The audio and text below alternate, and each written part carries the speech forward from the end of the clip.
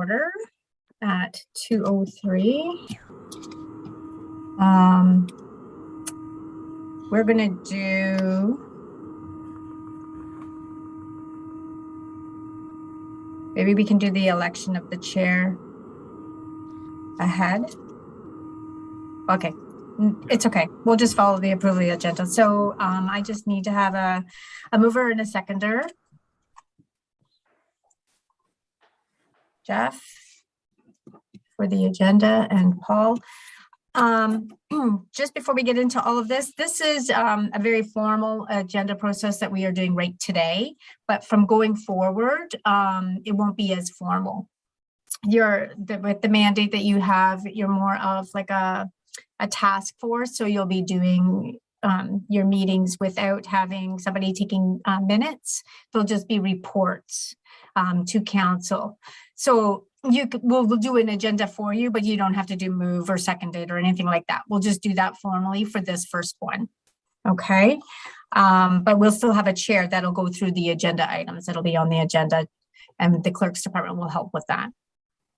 So we have declaration of pecuniary interest and general nature thereof, if there are any, and I don't see any, if there would be.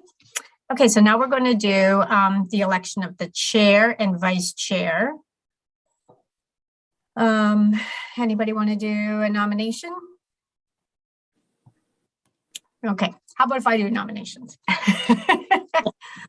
Let's see. We'll do the chair, Jeff Wielden. I'm just throwing this out there. And vice chair, Annalise.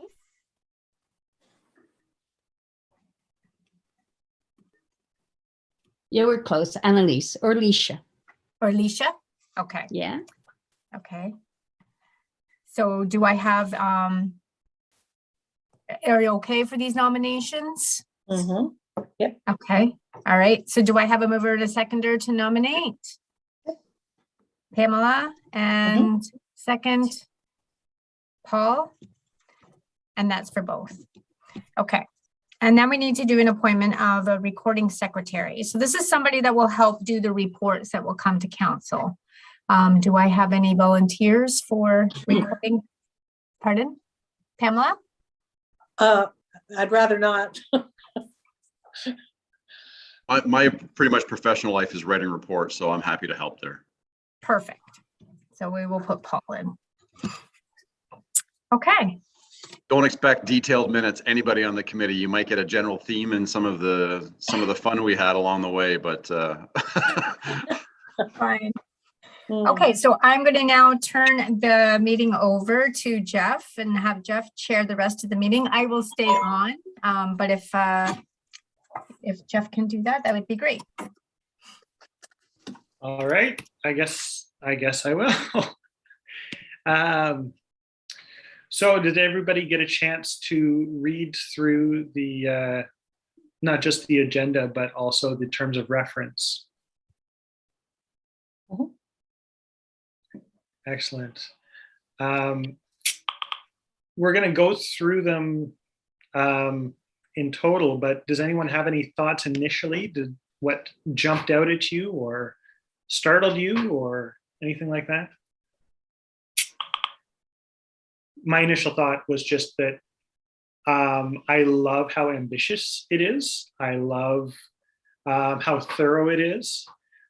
Honestly, I probably wouldn't have proposed such a robust program for us because I wasn't sure if it would be accepted. So I'm so glad that that we have the terms of reference that we do.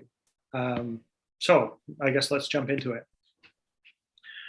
The mandate or scope of the saucy, does anyone mind if I call it saucy? It's a little saucy, but it's a long name otherwise. I'm just going to turn off Slack so you stop getting all my notifications. So it's a liaison for the flow of strategic advice and expertise among the community stakeholders related to matters pertaining to the 3 pillars of sustainability: economic, environmental, and social. So we have a thorough mandate, but it is limited to flow of strategic advice and expertise.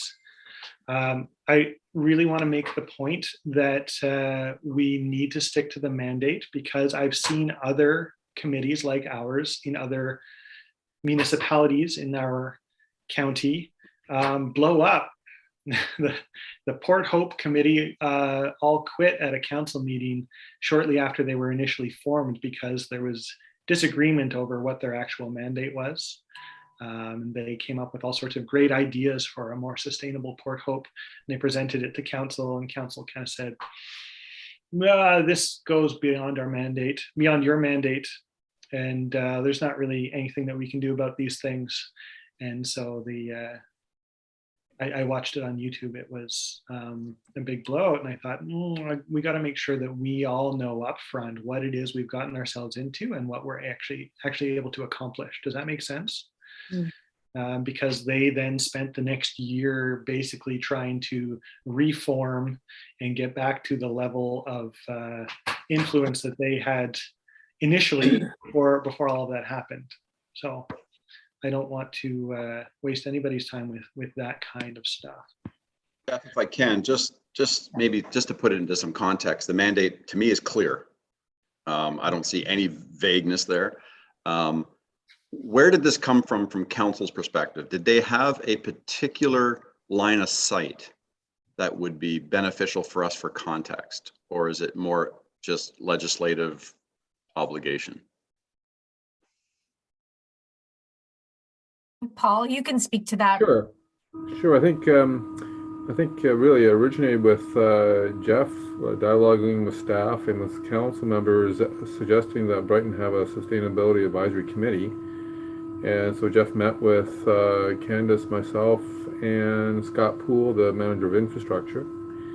And we looked at what was going on in other jurisdictions, some of the positive things, and some of maybe the frustrating experiences. And Jeff alluded to an example in Port Hope, and I wasn't in Prince Edward County at the time that the Environmental Advisory Committee there was starting up, but they had some crossfire in some of its initiatives as well. So these things aren't uncommon. They're quite popular to have multiple directions perceived, and always that kind of tension, pull, push going on at the same time. So the terms of reference was then put into a staff report. Terms of reference were drafted and presented in a staff report to council, and the council more or less just accepted it. So the emphasis in this terms of reference, I don't think you'll find it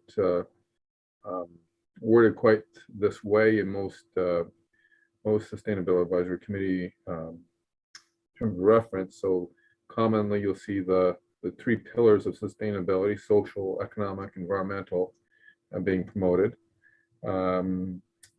Here there's reference to the municipality's economic development advisory committee. So we do have that pillar represented more or less, but that doesn't mean this committee can't initiate something in the areas of economic development that they feel is also currently promoting sustainability in some fashion. So yeah, the economic development committee doesn't have a monopoly on that, in other words, but we should acknowledge that's their prime mandate, and that's any initiative in that regard. We simply have some dialogue with them. So we might have to have a sit down with that committee on occasion when you feel that there's an economic development initiative that you'd like to undertake.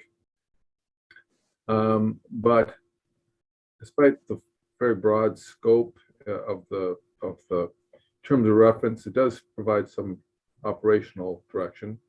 That is, come up with a work program, present it to council for their approval, and then you've got full license to go ahead and do what you want to do. So the idea of a work plan and brought to council is to allow us as staff to circulate that work plan to other departments and making sure that there's some coordination that way. I'll give you an example of another jurisdiction where an environmental advisory committee had wanted to do something on waste management, only to find that municipality's landfill operators were already initiating something and or were aware of some legislation that the committee wasn't aware of that was pending or unfolding, and there was some frustration by all parties involved. But that's not this municipality or even an adjacent one, but just one that I happen to be aware of. So that's just an example. So this is a project-oriented committee, and get your projects in front of council and for approval, and away you go. Excellent. Thank you for that, Paul. I really appreciate that. I was surprised at a few things, so I do want to clarify a few points. One of them was the amount of talk in there about public engagement.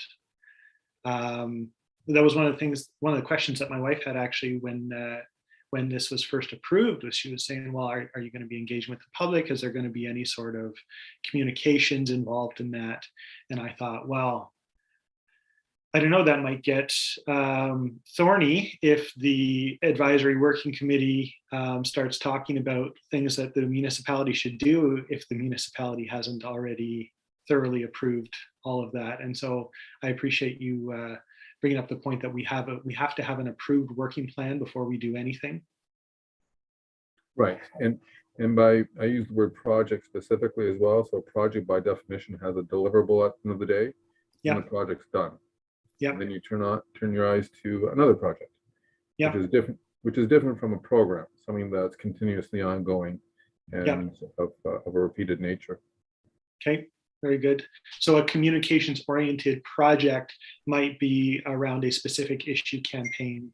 I really appreciate our ability to to speak about something that council may be speaking about, but not be speaking for council, just in the sense that a lot of times issues in this arena in particular involve change that people aren't necessarily keen on. And so to be able to have somebody who isn't on council talking about these issues, and so people don't feel like it's just, you know, Mark Bateman ramming it down their throats. Not that anyone would ever think that, Mark. But that does give us opportunity to build public support for things that are on the horizon. The scope of things that are included in the 3 pillars of sustainability, and even the ability to connect with economic development and things like that. I just want to throw this out there. Give us the opportunity to speak to very big issues. For example, the question of a just transition to a more sustainable environment and economy in a way that actually is economically beneficial and transformative, rather than just like saying, okay, we're going to cut off all the people that work in X industry. That's the kind of thing that people are talking about on a grand scale. And then of course, climate mitigation. And these seem like very, very big issues. And even climate adaptation. These all seem very big issues. And I remember from that Port Hope meeting that the councillors one by one said, that's a global issue and we're just a little town. We can't do that. And the reality is that actually a lot of these things do happen at the municipal level. There are things that we can do, but I appreciate the caveat in the terms of reference that say that, you know, we acknowledge that these are bigger issues and that we do focus on Brighton. So with that in mind, I just want to encourage you all that with these clear terms of reference, we can think about and talk about big issues and big picture. And then it'll be largely our role to translate that to, well, what does this mean for Brighton? Does that make sense to everyone? Yes. May I ask something, Jeff? Throw it out into the forum here. I know that research is very important before you even start formulating ideas. And when I think of research, not only about the subject matter that we want to formulate an approach to, but also into the background of what the rest of Brighton or the council or whoever other advisory committees may have already done. And I'm wondering how are we going to stay in the loop as far as communication is concerned with the town? I'd hate to see us come up with an idea and do research outside of the perimeter of what's going on in the town, and then present something and find out that maybe we could have saved some time if we were kept in the loop of other developments. Is there a system set up so that we get the occasional updates that might relate to what we're advising on? Is there already a setup like that? Well, I think that I don't want to speak for you, Paul, but we've got a counselor in the room, and they forwarded correspondence that was relevant. So I think Mark and Doug are going to be our finger on the pulse of what council is doing. Is that correct? That's my understanding, and along with the director of planning. Wonderful. Thank you. Does this include Jessica? Is Jessica continuing to be part of this loop of information, or is Jessica no longer involved? So Are you forwarding? I assist with, you know, if you guys want the agendas done, and scheduling meetings. So you don't forward any information as a go-between? Generally, so for example, Mr. Walsh forwarded the CN correspondence that's on your agenda for today. So usually stuff like that is forwarded to me and I put it on the agenda. So for example, now that we have a chair, Mr. Wielden, if there's anything that he wants on the agenda, would contact me, and I generally reach out to you beforehand anyways to ask if you want anything on the agenda specific. Otherwise, that's kind of my role. So thank you. And through the chair of the committee, wouldn't be uncommon for a council to make a motion when correspondence comes before council or other items come before council by other avenues, that council then makes a motion to refer that to an advisory committee, whether it's sustainable advisory or accessibility advisory or heritage advisory. It would be not uncommon for council to receive it initially, but then pass it over for a working level committee to work out the details, come back with a recommendation. That's one of the frictions of getting anything through government that in this case works in our favor, because it gives us a chance to weigh in on something.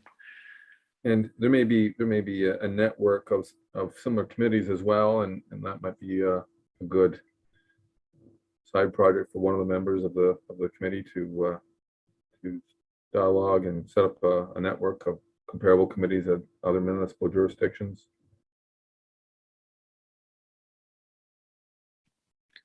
And staff, when we receive a development project, for example, one of the first things we might do is get an information report to council. So we'll have to be mindful of what development projects would be appropriate for making the recommendation to council that it be forwarded to this committee and other committees, such as accessibility committee, again, for comment. Awesome. As a group, something that we can think about is if we want to designate any of our members to be liaising with these other committees, so that we just have one person who's connecting with economic development, one who's connecting with accessibility, spread the load a little bit. Does that make sense to everyone? We can talk about that in our next meeting. We're coming to the end of our agenda. Does anyone have anything else that jumps out at you from the terms of reference?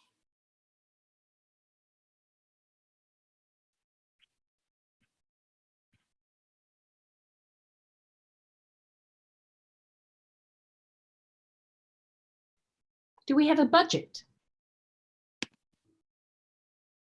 We have a standard committee budget. I guess it would depend on what the projects would be. Paul, what would you think of? Because typically advisory committees don't really have a budget. They just have a budget for remuneration. Right. And looking at the example of the Heritage Advisory Committee, they have a bit of a budget for plaques Yeah. and things like that. And they also participate in Heritage Week and things like that. So it's got a little bit more just to support those particular undertakings, but we guess we are doing a our operational budget is coming up in the new year, but it's pretty much already been presented to council. So I don't know that there'd be maybe this year too much in the budget, in addition to the standard budget for committees, which is the per diem that the members receive. We could bring something to council that has happened in the past. Just kind of like a wish list, Paul, you know how they Yep. had mentioned something about that? Yep. Just because you're a new committee, if there is an area that you think that we would need to have a budget for, it's something that we could present to council.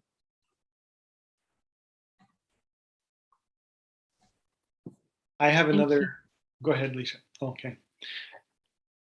I have another question about our operation as an advisory working committee. Because we are less formal, is it possible to have offline conversations, or is that a no-go? No, I think that you can do that, like you said, as being not as formal. If you need to meet, if you do need to send messages back and forth to one another, I mean, I think that would be fine. What do you think, Paul? Yeah, I think that's fine. And the terms of reference does also acknowledge subcommittees. The subcommittees aren't really expected to have agendas or minutes. So if the committee wants to have subcommittee, even just one person assigned to undertake certain tasks or research and report back to the main committee, then that would be a typical way a committee might organize itself. Right. And if you need a recommendation to council, that's when you would do a report to council with that recommendation. Awesome. And Candace, how would the committee report? Is it through a delegation? No, we have on our agenda, we have minutes or reports from committees. Okay. So if you have a report that needs to go, Paul, we would probably do that through our regular staff report mechanism through iCompass, but we would receive the report from, say, Paul Vandergraaf, and then he would give it to yourself, Paul Walsh. And then you would put that in our iCompass, and then we would just attach that into the right area of the agenda. Right. That was going to be my question. If there's a specific format, I know in Coburg they use Civic Web, but not necessarily. It used to be Civic No, eScribe they did. now. Yeah, eScribe. And there's a real set format. The report system that Exactly. the town clerk is really slick. I kind of like it. So if there was something similar the town of Brighton uses, if we could forward that to us, maybe Candace or Jessica. Well, we do Civic Web. Okay. But we have where you would provide us the report, we'll put it into the Civic Web. Okay. Yeah. Okay. Perfect. Yeah. Okay. Good. That's all I need. So. Okay. But there is a template. There are standard headings, so maybe a sample report to you, Paul, would be useful. And my intent would be any report going before council would go before this committee for First. approval, so that this committee understood that what they told me to write, I actually wrote, and they approved that. And before you went through all that process. So I would expect you'd get the report from the chair, Jeff, unless you see it differently. And then you and I can have that offline legal talk if we want and talk about how that flow will go. But my intent is to track what the committee is saying and get it in the right format to make everybody at the municipality as easy as possible. Perfect. Wonderful. Thank you. Megan. I had a question. Yeah, so when we present to council or anything, is that as per when a report's available or when we need to, or are we obligated to report back or present something at every council meeting, or per year? Not at every council meeting. You would probably, it would be best to have a report quarterly to council, and you can do it that way. Okay, thank you. You're welcome. In terms of communicating outside of official meetings, is everyone okay with email communication? I do want to say that we should try to keep the amount of emails to a minimum, just in the sense of like the number of notifications that we're giving off. So like if you're going to reply to just say, okay, you probably don't need to. If you're going to reply to, if I send out an email and ask everybody to respond, you probably don't need to respond to reply all. I've been on other committees or with other organizations where people said, I just get too many emails because we've got a group of 10 people on this board who are all trying to reply all, and I end up with 50 unread emails. So just a little housekeeping tip to keep our inboxes in line. But for the most part, I want to make sure that our time together is very focused and productive. Everyone all right with that? If you want to just hang out and talk environmental stuff, we can go over to Lola's. I like that. That brings something up about meetings. If because Paul is in Coburg, but Pam's, you're not in Coburg, Paul? Where are you now? I'm at my home on Lawrence Avenue. You're in Brighton? No, in Brighton, yeah. Oh, then no problem. We could all meet in Lola's, right? Yeah, no, we can meet anywhere. If we're meeting in person, I'm happy to meet in person or virtual, whichever you prefer. But my intent with the commitment to this committee is I'll be in my hometown for these meetings. I won't be dialing in unless I absolutely have to from work for some other reason. Okay, great.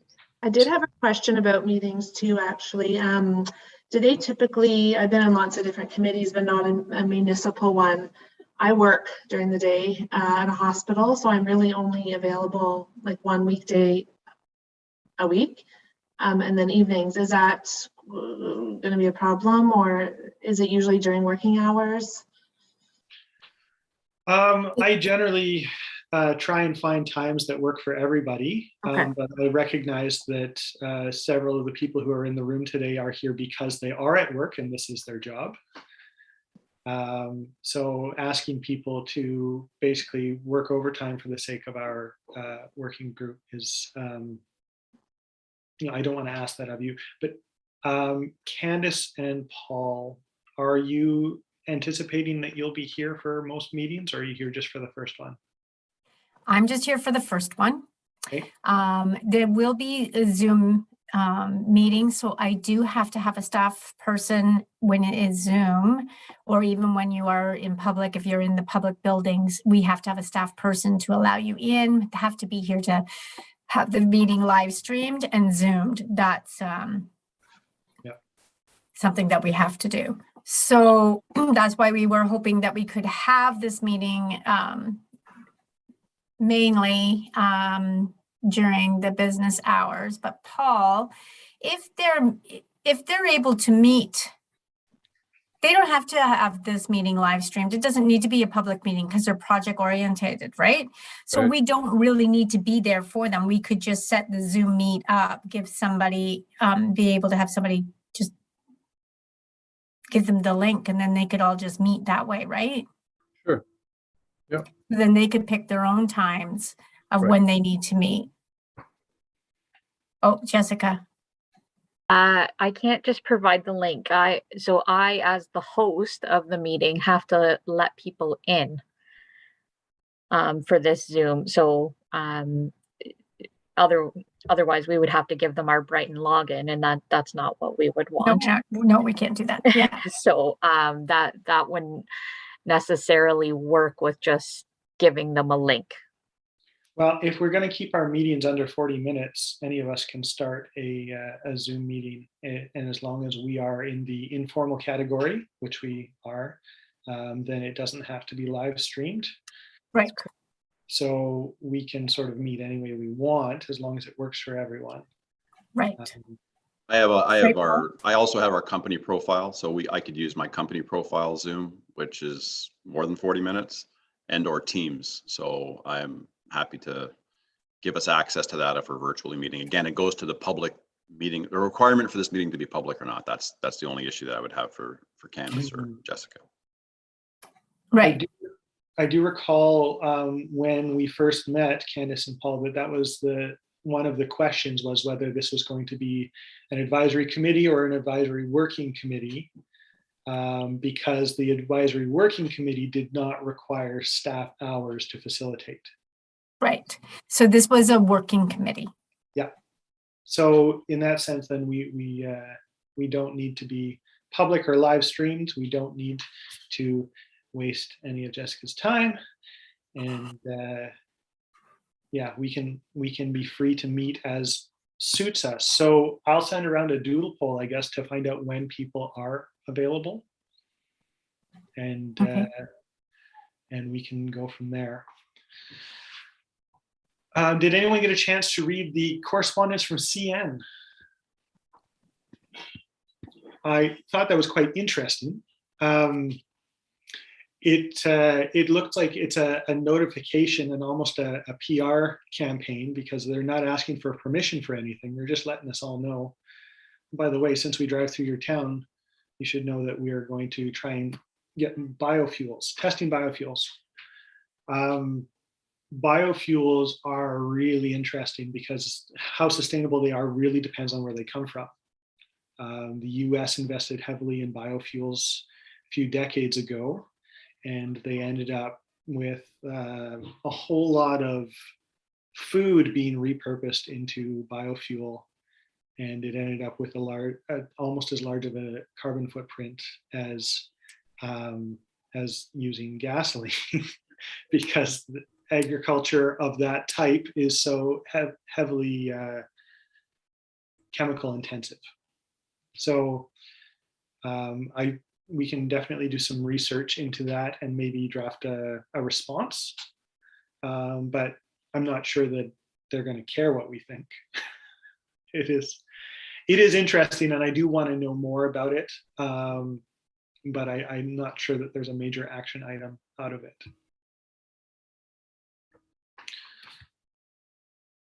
Any other thoughts on CN?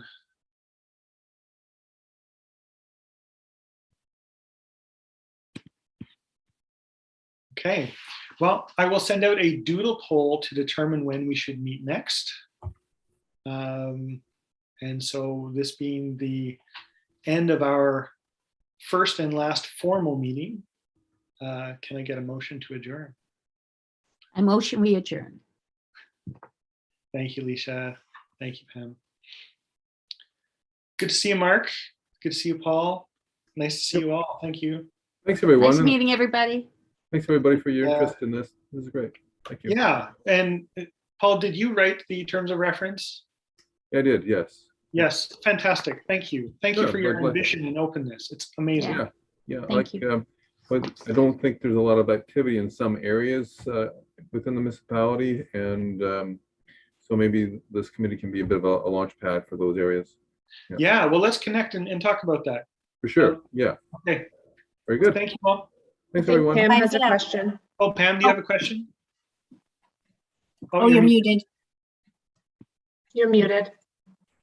We can't hear Pamela, you. we can't hear you. You were muted. Just a ballpark figure, when do you think the next meeting will be approximately? Are we meeting like every 4 weeks or 2 weeks or? I think that we should have a meeting monthly.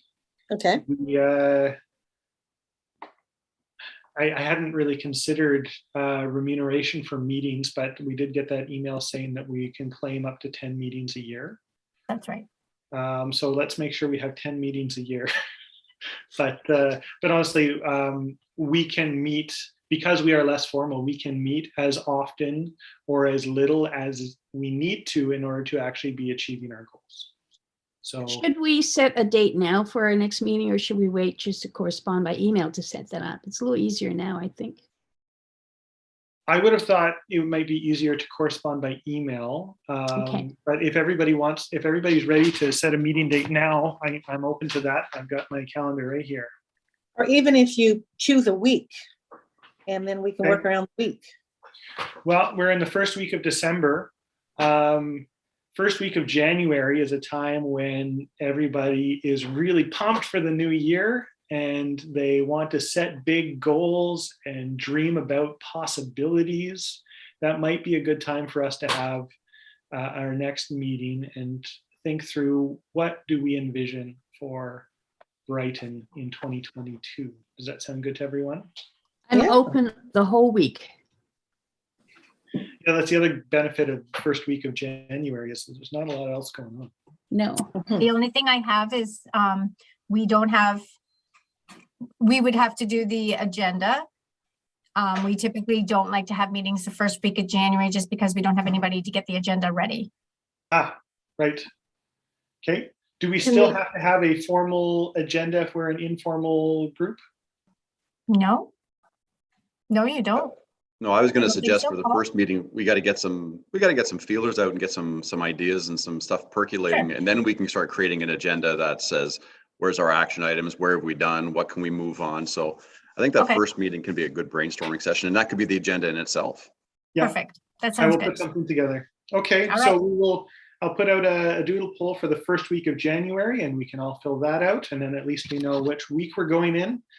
And then we can nail down days of the week and times that we're Copy them second. regularly. Awesome. All right. Sounds good. Good luck, Well, people. really appreciate this.